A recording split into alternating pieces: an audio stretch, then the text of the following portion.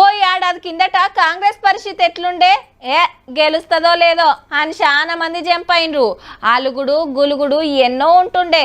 10 సీట్లు సుతా గెలవదని కారోళ్ళు, డిపాజిట్లే రావని కమలం పార్టోళ్ళు ఎంత ఎడ్డియాలనో గంత ఎడ్డిస్తే పబ్లిక్ ఏమో అదే కాంగ్రెస్ పార్టీకి పవర్ ఇచ్చిండ్రు తెలంగాణని ఏలమని.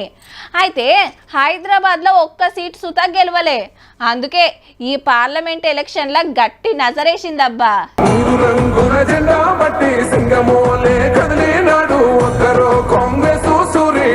ఇవాళ మొత్తం సిటీలనే తిరిగిండు సీఎం సారు. అంబర్పేట, ఉప్పల్, సికింద్రాబాద్ ల రోడ్ షోలు, కార్నర్ మీటింగ్లు పెట్టి కమలం పార్టీని కారును జోబిడిచి పెట్టిండు. మోడీ గ్యారంటీకి వారంటీ అయిపోయిందిరా నాయన, ఇక వారంటీ లేదు, వారంటీ కథం అయిపోయింది. మోడీ గ్యారంటీకి మోడీ ఇచ్చింది, కిషన్ రెడ్డి తెచ్చింది తెలంగాణకు, అంబర్పేటకు గాడిద గుడ్డు. ఖమ్మంలో రఘురామరెడ్డి సార్ను గెలిపియాలని మంత్రులు బట్టి sir, Ponguleti sir road show చేస్తే మహిబాద్ లో బలరాం నాయక్ సార్ కోసం మంత్రి సీతక్క పబ్లిక్ లకు పోయింది.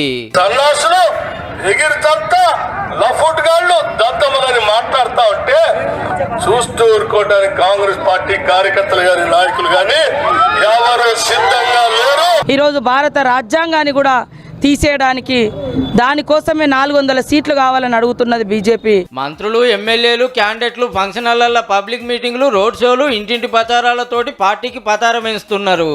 నిజామాబాద్ లో కార్నర్ మీటింగ్ పెట్టి గెలిపిస్తే ఏమేం చేసేది చెప్పిండు జీవన్ రెడ్డి సారు.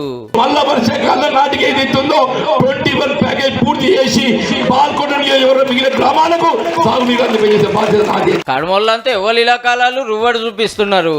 చేనారంతో ప్రచారం ఒడుస్తుంది కాబట్టి ఎంత తిరగాలనో గంత తిరుగుతున్నారు.